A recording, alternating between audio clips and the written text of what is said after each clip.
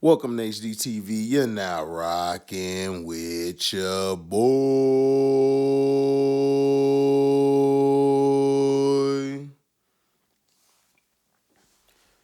Now, Warner Brothers Discovery is negotiating a $500 million deal to sell film and TV music publishing assets. Um,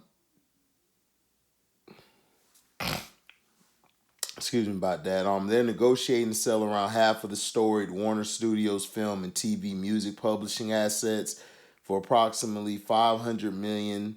Three sources confirmed to Variety. The news was first reported by Hits.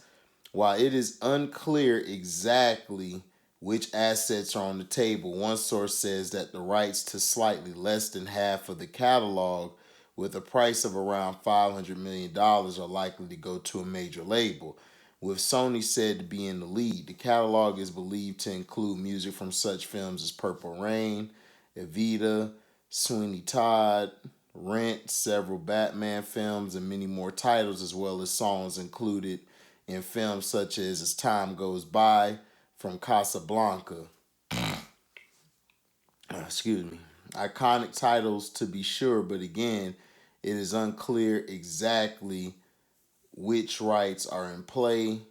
Top attorney Alan Grubman is said to be overseeing the deal for Warner Discovery CEO David Zaslav. However, some observers cast a skeptical eye on the deal, saying that many of the company's assets are more than a half century old and are declining in value and difficult to exploit.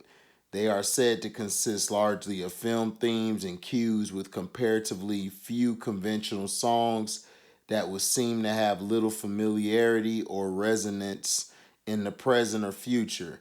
The catalog is currently under a multi-year administration deal with Universal Music Publishing. Reps for Warner Discovery, Sony, and Universal either declined or did not respond to Variety's request for comment. If reports are accurate, the deal would be a welcome one for the company and its investors at a tumultuous time that includes a writer's strike that has crippled Hollywood and 100 layoffs across its Discovery and Turner brands, with more expected in the coming months. Not to mention Zaslav's recent firing of his personally selected CNN CEO Chris Litz have just 1 year in the network's controversial town hall with former President Donald Trump. The windfall from such a sale, coming at the top of a still booming market for music catalogs, will help the company to pay down a $49.5 billion debt. The report also comes amid a drastically changing environment for the television business as a whole. Domestic cable channels, including Discovery, TNT, TBS, TLC, HGTV, Food Network, and CNN, were once the envy of the industries in terms of viewership and profitability, but the fast changing pay TV marketplace and the rise of on demand streaming has upended the reliable cable TV earnings power that made the former Time Warner a dynamo in the 1990s and early 2000s. So, yeah, I'm trying to get up under some debt as well as selling. Man, Prince was alive, boy. Prince would be pissed right now. But yeah, this here is basically business. Just trying to get as much as that debt down. Plus, a lot of Warner Brothers stuff really just hasn't been selling. And then of course TV, now people can stream. They can go get these streaming apps and watch stuff on their phone. They don't have to sit in front of the TV anymore. So when they were converting into streaming and doing all of that, it really messed the business up for a lot of people.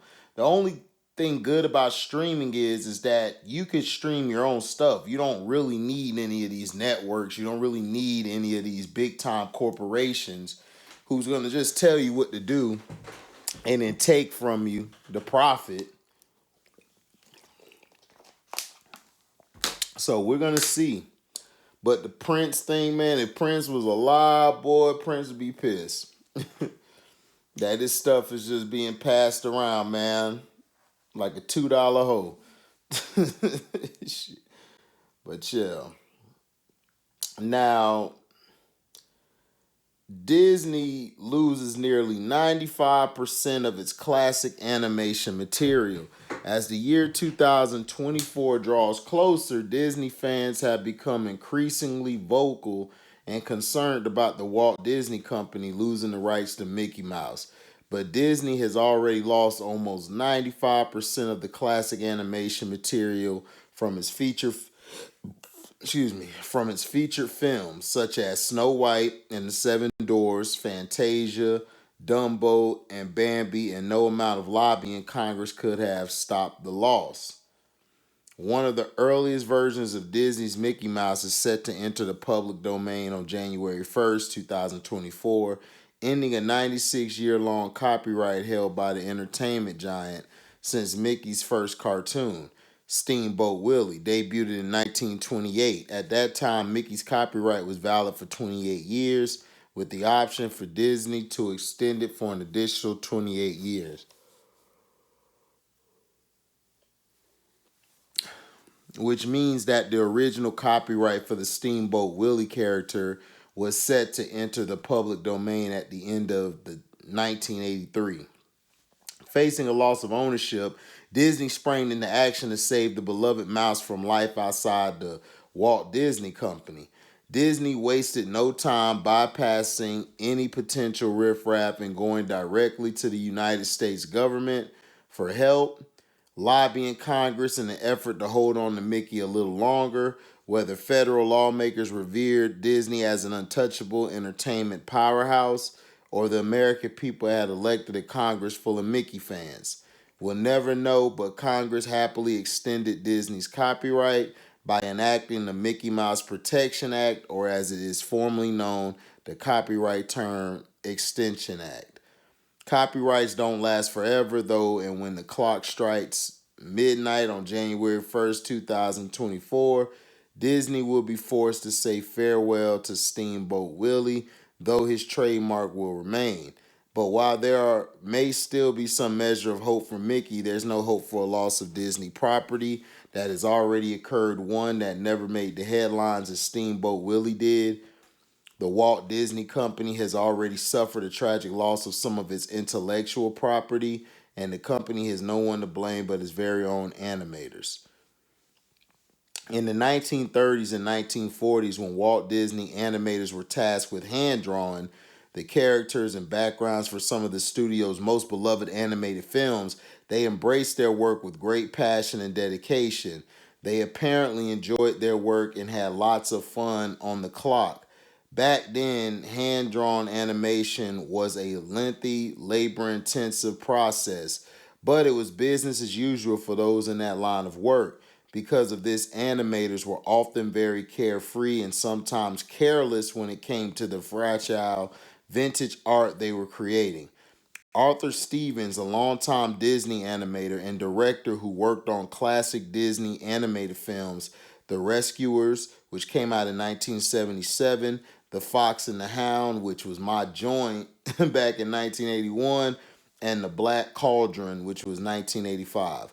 Once explained that animators used to toss finished animation canvases on the floor when they were finished with them. Some animators even used the canvases to slide around the floors. While the practice might have been good for team building, it was entirely destructive for the artwork itself. It created multiple problems for the studio as well. Over the years, the carelessness of Disney's animators resulted in the loss of nearly 95% of Disney's vintage animation material, a loss from which recovery is not possible. In an effort to prevent further losses, experts now employ preservation techniques to care for the remaining material.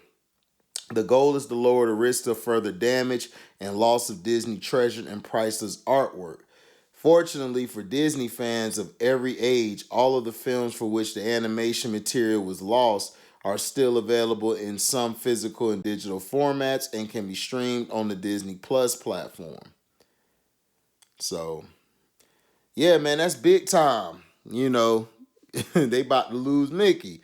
But Disney is just like Warner Discovery, like they're losing money. And like it said in the first story that I read to you guys, the writers' strike has not helped anything. But these animators and stuff, this here is big for them, because you're in charge of your drawings, you're in charge of your stories to get it out to the head people, and it's looking like, hey, you're not doing your job. And plus, the extension was well needed because could you imagine Mickey Mouse on somebody else's stuff? Now, the Steamboat Willie, like it was saying, that's hard to come by. But they ain't not trying to lose Mickey. You can't lose Mickey. You can lose that other stuff, but you can't lose Mickey. Mickey draws the kids, draws the families, the older heads who basically remember Mickey growing up, brings them to spend money at Disney. And Disney's been losing a lot of money, and it's mainly because of stuff like this. You know, now they're trying to blame the animators, but hey, at the end of the day, you as the person leading the company, you got to make sure that they're bringing that material to you that they're just throwing out where you could keep that in a certain file where you guys could probably do that later, do that idea later, or do that story later. But they're not thinking when you get to a point where your company or corporation gets bigger than life or bigger than whatever's around, you kind of lose facts, or, excuse me, you kind of lose, how do I say it? It's so hard to say this. You kind of lose sight, excuse me, that's the word. You kind of lose sight of what the real objective is or how to create your stories, you know. But like I said, I hope they keep Mickey. You do not want to lose Mickey. All right, let's see.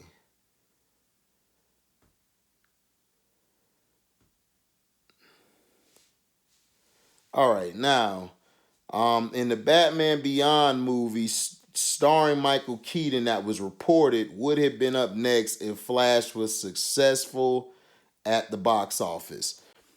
For years, there have been rumors that Warner Brothers was interested in making a Batman Beyond live action movie. Fans during all that time have usually suggested using Michael Keaton, now old enough to plausibly play an older, injured Bruce Wayne in the role, so that it could be tied back to some of the most beloved comic book movies of all time without having to get too nerdy about continuity. And according to Kevin Smith, it seems that might have actually happened if The Flash had done better. That's a third hand account, but according to Smith, it's a revelation that came from the son of longtime Batman producer Michael Uslan, who has been connected to every big screen outing featuring the Cape Crusader since 1989. Apparently, the bar was that for a Keaton return to be considered, the movie had to perform about as well as the Batman, though I was hoping that it did better than it did because Michael Uslan's kids said that if the movie did as well as the Batman opened at $130 million. dollars. One of the next Batman movies they're going to make is Batman Beyond with Michael Keaton. Smith said during a recent episode of Fat Man Beyond, that quote is edited for clarity. So I was like, oh my God, now I hope this movie makes a lot of money. You can see the full episode below. The talk about Batman Beyond starts at around like 47 minutes. And it's on this thing that says 402, that flash moment. You guys can look that up on YouTube and go watch it for yourself. Now, unfortunately, The Flash underperformed at the office, opening at just $55 million domestically and garnering lukewarm reviews from critics and a B cinema score.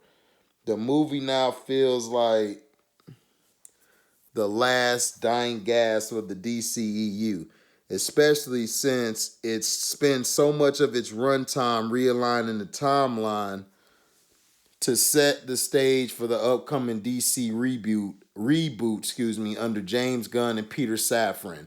The question now becomes what will happen with Blue Beetle and Aquaman and the Lost Kingdom, both of which are set to hit theaters before the reboot happens. The Flash raced into theaters on June 16th, reshaping the DC multiverse with the help of familiar faces and brand new heroes. Barry Allen, who's played by Ezra Miller, ventures to the past to change history, resulting in massive repercussions for the future. Forced to team up with another version of Barry, the mysterious Kryptonian known as Supergirl, played by Sasha Calle, and the iconic Batman Michael Keaton. The Scarlet Speedster is forced to reckon with his mistakes and save the doomed reality. The Flash is directed by Adam Muschietti, written by Christina Hodson from a story by Joby Harold, and produced by Barbara Muschietti. Y'all know what I'ma do. I'ma call bullshit. Why does it take for Flash to do well for you to come out with a Batman Beyond movie? How about you just come out with the damn Batman Beyond movie? I am so sick and tired of Warner Brothers. I'm tired of them. Just give the fans what the freak they want. Why? Why does it have to take for a movie to be successful for you to want to do another movie? Of course this movie it wasn't going to be successful because everybody's pissed off at Ezra Miller, a man who can say, I'm non-binary, I don't claim a gender. So he could get away with shit. That kind of rubbed a lot of people the wrong way. I'm not watching the movie because of that. I'll watch it when it come on one of these streaming platforms or whatever. I'll do that. But I'm not going to the movies to support this dude. I'm sorry. And I told everybody that from the beginning. I don't respect how he was on tape caught doing some of the most heinous stuff out there. And it's like, it's okay. We can let it go. You know, we can let it go. Because it's a non-binary. We don't want the LGBTQ or whatever letters they are, you know, to step in and blast us. It's like, dude, it's like, stop it. Y'all, this film still could pick up and they still could sell, but the reason people not watching it, the film is good. Everybody I talked to said the film is awesome. The problem is nobody likes Ezra Miller because on one hand, you're over here condemning Jonathan Majors. You're condemning the actor who played Namor. But this guy, all he got to say is, I'm non-binary. I don't do nothing. I'm not a fruitcake or a sissy. I'm just non-binary. You know what I'm saying? It's like, what kind of bullshit is that? So when you dragging a hoe, knocking a hoe out, you basically could be like, man, listen, I'm non-binary. But you're still black, Mr. HD, so we're going to take you downtown. But if you white, oh, no. You just come downtown with us. You ain't got to put no handcuffs on. We just want to make sure your identity, everything is good. It's like, what is we doing? And see, and this is the problem. Warner Brothers does not do what the fans ask. All the fans have freaking asked for is give us the movies we want. Nobody cares about Blue Beetle. I'm sorry, I'm going to be honest with you. Nobody cares. They're only making Blue Beetle so they could tap into that Latino market. And that's all they want to do. The Hispanics, they want to bring them on. It's the only reason why they make a Blue Beetle. Aquaman 2, I've heard, is just terrible because they intentionally wanted it to be terrible. So they could try to slide Jason Momoa over there like, nah, you ought to play this, you ought to play this. It's like, come on, man. This is the stuff that pisses off. You know, when these guys finished the Dark Knight series, you know, excuse me, I had to yawn. Y'all remember when oh man, I lost my train of thought. Well, it'll come back to me. But look, I'm just sick of this. I'm sick of this lying. And they were not finna come out. How you gonna do Batman Beyond, but you not dropping a Static Shock movie?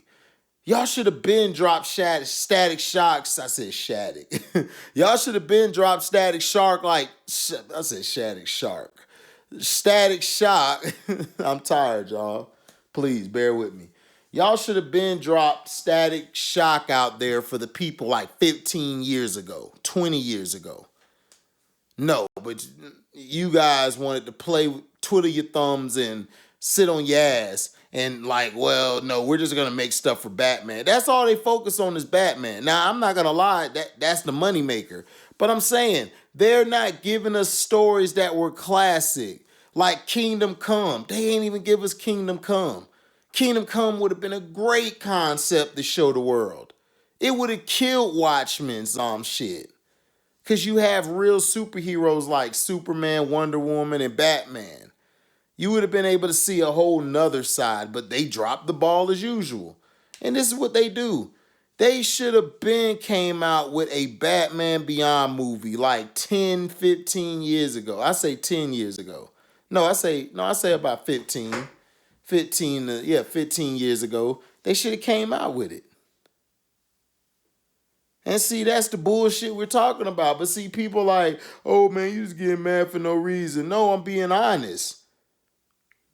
That's what I'm being honest with stuff. And it's just sad that the fans continue to get destroyed. Continues to get taken aback by execs who don't know what the hell they're talking about. And like Kevin Smith said, these guys don't read comic books. They don't. They don't know shit about the comic book. So I'm like, why would you guys be in charge of this? Y'all don't understand what's going on. Telling you, dog. Now we leave that open for the future. Dwayne Johnson had a long talk with Keanu Reeves to co-star in a $7.2 billion franchise. Keanu Reeves, the epitome of grace and versatility, has etched his name into the history of Hollywood with his iconic career in action films. With his enigmatic presence and effortless charisma, Reeves has captivated audiences worldwide with his memorable performances and breathtaking stunts.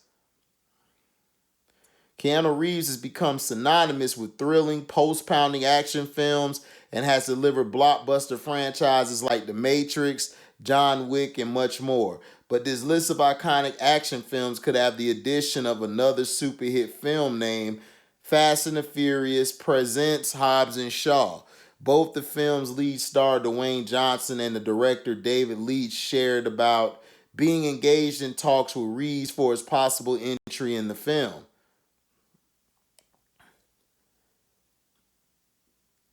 Dwayne Johnson revealed that Keanu Reeves was initially in talks to join the film as the director of Edion, the mysterious and technologically advanced terrorist organization. Fans were excited at the prospect of the Constantine star lending his charisma to the film. However, creative considerations led to a change of plans. Excuse me. Johnson explained that he and Reeves had a discussion and they both agreed that it didn't feel right creatively, while Reeves didn't ultimately join the cast. The Rock emphasized that leaving the possibility open for the future was the best outcome. And then what we also did at the end was we left the ominous voice faceless. So for some time, I think you guys have heard the rumor that it was going to be a bit of a John Wick all disguise, but then we left it there with a few people in mind. Originally, Keanu was the goal. We were talking and it just didn't feel right creatively. He and I talked and I totally got it.